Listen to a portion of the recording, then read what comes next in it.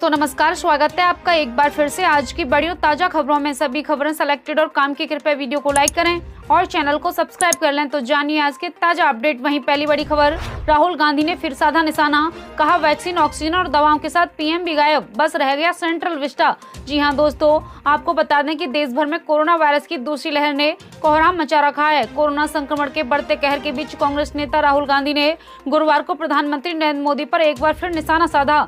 राहुल गांधी ने कहा कि ऐसे समय में जब देश कोविड-19 महामारी का सामना कर रहा है, वैक्सीन, ऑक्सीजन और दवाओं के साथ पीएम मोदी भी गायब हो चुके हैं। जी हां दोस्तों, कांग्रेसी नेता राहुल गांधी ने ट्वीट किया, वैक्सीन, ऑक्सीजन और दवाओं के साथ प्रधानमंत्री भी गायब हो गए, बचे हैं तो बस सेंट्रल विस्टा, दवाओं पर जीएसटी और यहाँ वहाँ प्रधानमंत्री की फोटो। एक दिन पहले यानी बुधवार को राहुल गांधी ने ट्वीट किया था, बार बार दुखद समाचार आते जा रहे हैं, बुनियादी समस्याएं अभी तक सुलझाई नहीं गई। इस महामारी में केंद्र सरकार की क्रूरता को हमारे देशवासी कब तक झेलेंगे? जिनकी जवाबदेही है वे कहीं छुपे बैठ गए हैं। बता दें कि कोरोना वायरस के प्रबंधन को लेकर राहुल गांधी ने प्रधानमंत्री मोदी पर लगातार हमला बोल दिया और देश के संक्रमण के बढ़ते मामलों के मद्देनजर ऑक्सीजन, दवाओं और टीकों की कमी हो रही है, इसके लिए सरकार की आलोचना की है। अगली बड़ी खबर, लोकसभा में डिप्टी स्पीकर की नियुक्ति न करने पर साधा निशाना। जी हां दोस्तों, तृणमूल कांग्रेस के राज्यसभा सांसद डेरेक ओब्रायन ने लोकसभा में खाली पड़े उपसभापति के बाद पद को लेकर केंद्र की मोदी सरकार पर निशाना साधा।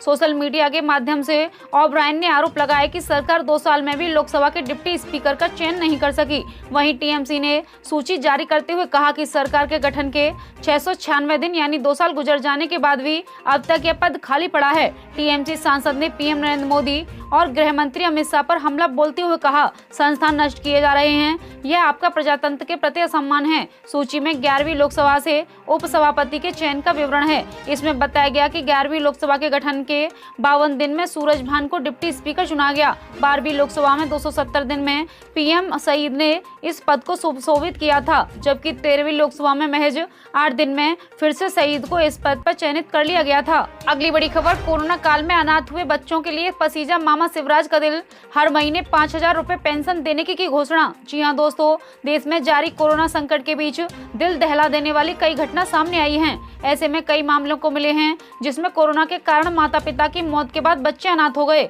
ऐसे बच्चों की मदद के लिए मध्य प्रदेश के शिवराज सिंह सरकार आगे आई है। आज मुख्यमंत्री शिवराज सिंह चौहान ने ऐसे बच्चों को हर महीने 5000 रुपए पेंशन देने की घोषणा की है। न्यूज एजेंसी ने बताया, शिवराज सिंह चौहान ने कहा कि उन बच्चों को 5000 रुपए प्रति माह पेंशन देंगे। इस कोविड महामारी में अपने माता पिता, अभिभावकों को खो चुके हैं।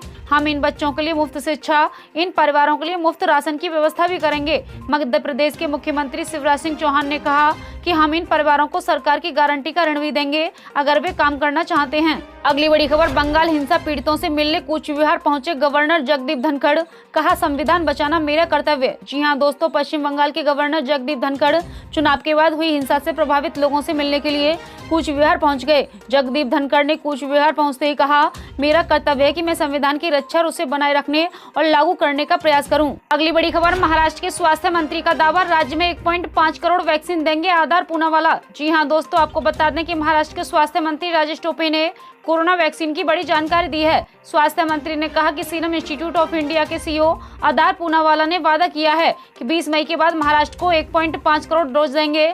यह बात तब सामने आई जब राज्यों ने कोरोना वैक्सीनेशन कार्यक्रम के बीच वैक्सीन की कमी का मुद्दा उठाया। इस दौरान कई राज्यों में वैक्सीन की कमी के कारण टीकाकरण केंद्र बंद किए जाने की खबरें भी सामने आई हैं। अगली बड़ी खबर, राजस्थान में कोरोना वैक्सीन की भारी किल्लत, अशोक गहलोत ने विदेशों से मंगवाने का लिया फैसला। जी हां दोस्तों, उत्तर प्रदेश सहित दूसरे कुछ राज्यों की तर्ज पर राजस्थान की अशोक गहलोत सरकार भी कोरोना वैक्सीन आयात करेगी।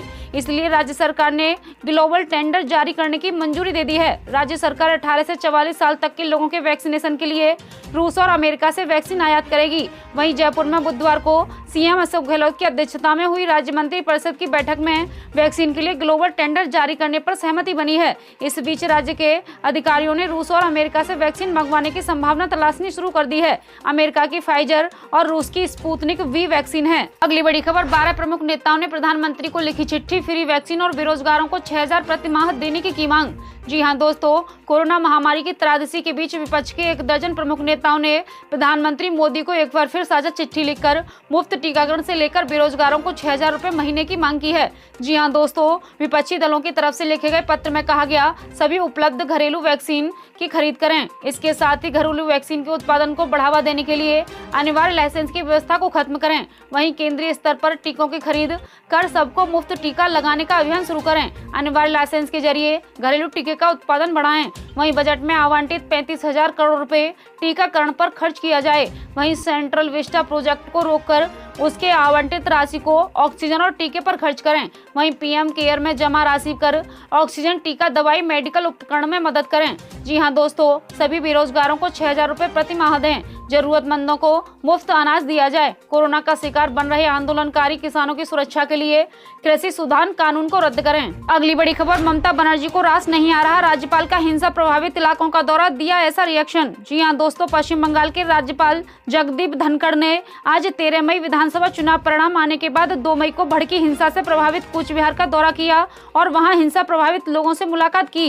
वहीं पश्चिम बंगाल की मुख्यमंत्री ममता बनर्जी को राज्यपाल जगदीप धनखड़ का यह दौरा बिल्कुल भी रास नहीं आया। ममता बनर्जी ने इस पर प्रतिक्रिया देते हुए नियमों का उल्लंघन करार दिया। ममता ने कहा कि जगदीप धनखड़ हिंसा से प्रभावित कूच बिहार जिले का योजनाबद्ध दौरा नियमों का सरासर उल्लंघन है। जी हां दोस्तों, ममता बनर्जी की आपत्तियों को दरकिनार करते हुए राज्यपाल जगदीप धनखड़ ने कहा वे अपना काम कर रहे हैं। उन्होंने ट्वीट कर कहा, मुख्यमंत्री को मेरी प्रतिक्रिया, ऐसे अभूतपूर्व संकट के समय में ममता बनर्जी को राज्यपाल के अलावा सभी संबंधित अधिकारियों के साथ मिलकर काम करने की जरूरत थी। यह राजनीति करने का समय नहीं है जब चुनाव के बाद हिंसा हो रही थी। जी हां दोस्तों, आपको बता दें कि राज्यपाल जगदीप धनखड़ ने ऐसा ऐलान किया। वे बीएसएफ के हेलीकॉप्टर से कूच बिहार गए और सीतल कूची सहित 4 विधानसभा क्षेत्रों में स्थानीय लोगों से मुलाकात की। राज्यपाल माथाभंगा, सीतल कुची, सिताई, दिनहटा जाकर पीड़ितों से मिले। इसके बाद सीवी सर्किट हाउस में लोगों और मीडिया से बात की। अगली बड़ी खबर, महामारी में राजनीति का डोज, पीएम नरेंद्र मोदी को विपक्ष की खुली चिट्ठी, केंद्र को दिए 9 सुझाव। जी हां दोस्तों, देश में कोरोना संकट लगातार बढ़ रहा है और वायरस से निपटने के लिए सरकारें हर संभव कोशिश कर रही हैं। वहीं इस बीच 12 विपक्षी दलों ने प्रधानमंत्री मोदी को चिट्ठी लिखते हुए कोरोना से निपटने के 9 सुझाव दिए हैं। देश में कोरोना के विकराल संकट, चरमराती स्वास्थ्य सेवाओं के बीच 12 दलों के नेताओं ने पीएम मोदी को संयुक्त चिट्ठी लिखी है। प्रधानमंत्री के नाम पर ओपन लेटर में विपक्ष ने 9 सुझाव दिए। विपक्ष के 9 सुझावों में फ्री टीकाकरण से लेकर सेंट्रल विस्टा प्रोग्राम को बंद करने की मांग की गई। वहीं जहां भी संभव हो सके वैक्सीन खरीदी जाए, पूरे देश में मुफ्त वैक्सीनेशन का प्रोग्राम चलाया जाए, घरेलू स्तर पर वैक्सीन उत्पादन बढ़ाया जाए, वैक्सीन उत्पादन बढ़ाने के लिए लाइसेंस हटाया जाए, पीएम केयर्स फंड ने और फंड जारी किया जाए, टीके के लिए 35,000 करोड़ का बजट आवंटन हो, सेंट्रल विस्टा प्रोग्राम पर रोक लगाई जाए, बेरोजगारों को 6,000 रुपए प्रति महीने दिए जाएं, कृषि कानूनों को वापस लिया जाए। अगली बड़ी खबर, लाखों महिलाओं की भागीदारी वाले किसान आंदोलन में कैसे घुसे दुष्कर्मी, मेधा पाटकर के नेतृत्व में बनी कमेटी करेगी जांच। जी हां दोस्तों, आपको बता दें कि किसान आंदोलन में टिकरी बॉर्डर पर एक महिला के साथ हुई घिनौनी वारदात ने पूरे देश को हतप्रभ कर दिया। स्वयं किसान नेता ने इस घटना से स्तब्ध हैं। उन्हें समझ नहीं आ रहा कि लाखों महिला किसान नेताओं की भागीदारी वाले इस आंदोलन में इस तरह की घटना कैसे घट गई। हालांकि अब आंदोलन से जुड़ी महिलाएं सुरक्षित रहें और किसी के साथ इस तरह की शर्मनाक हरकत दोबारा न हो पाए, इसके लिए प्रसिद्ध समाजसेवी मेधा पाटकर के नेतृत्व में 8 सदस्यीय महिला सुरक्षा कमेटी का गठन कर दिया गया। कमेटी एक विशेष टीम के द्वारा महिला से हुए दुष्कर्म के मामले की जांच कराएगी और अपराधियों को कड़ा से कड़ा दंड दिलाने का काम करेगी। वहीं मेधा पाटकर ने अमर उजाला से कहा कि पूरी दुनिया में कुल श्रम आवश्यकता का 2/3 केवल महिलाओं के द्वारा पूरा किया जाता है। किसानों के रूप में महिलाओं की भूमिका पुरुषों से कहीं ज्यादा महत्वपूर्ण होती है। इस किसान आंदोलन में भी महिला किसान नेताओं, कार्यकर्ताओं ने बेहद अहम भूमिका निभाई है और लाखों महिलाएं शुरुआत से लेकर अभी तक इस आंदोलन से जुड़ी हुई हैं। महिला श्रमिकों, किसानों की पर्याप्त सक्रिय भागीदारी के बिना कोई भी आंदोलन सफल नहीं हो सकता। उन्होंने कहा कि ऐसे आंदोलन में सभी तरह के सभी स्थलों पर अगर महिलाओं के सम्मान, सुरक्षा की गारंटी नहीं दी जा सकी तो आंदोलन अपने लक्ष्य को हासिल नहीं कर सकता। वे मोर्चे से दी गई जिम्मेदारी को बहुत गंभीरता से स्वीकार करती हैं और इस मामले की जांच कराने और दोषियों को कड़ी से कड़ी सजा दिलाने में जो संभव हो सकेगा वह करेगी। बड़ी खबर, नवजोत सिद्धू का सीएम अमरिंदर पर सीधा हमला, सहयोगियों के कंधे पर रखकर बंदूक न चलाएं, गुरु दरबार में कौन बचाएगा।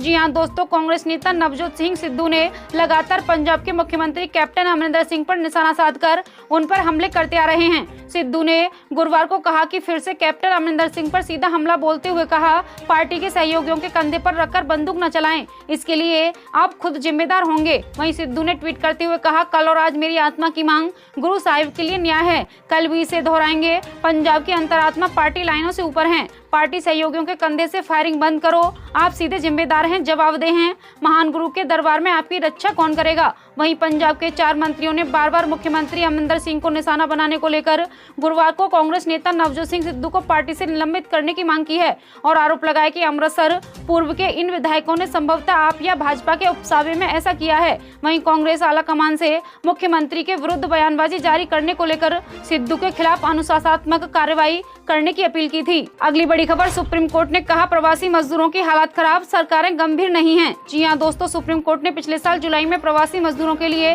केंद्र और राज्य सरकारों को कई निर्देश दिए थे। सुप्रीम कोर्ट ने कहा कि उन आदेशों का कोई पालन नहीं हुआ क्योंकि किसी भी सरकार ने जवाब दाखिल नहीं किया। सुप्रीम कोर्ट ने कहा कि जो प्रवासी मजदूर पिछले साल अपने गाँव वापस चले गए थे और जो शहर में वापस आ गए हैं, उनके लिए रोजगार या खाने पीने का साधन होना चाहिए। कोर्ट ने यह भी कहा कि दिल्ली एनसीआर में सामूहिक रसोई बनाई जाए ताकि कोई भी नागरिक भूखा ना रहे। ये थी अब तक की बेहद बड़ी खबरें। कृपया वीडियो को लाइक करें, शेयर करें और चैनल को सब्सक्राइब कर लें। जल्दी मिलते हैं बड़ी अपडेट के साथ, तब तक के लिए धन्यवाद।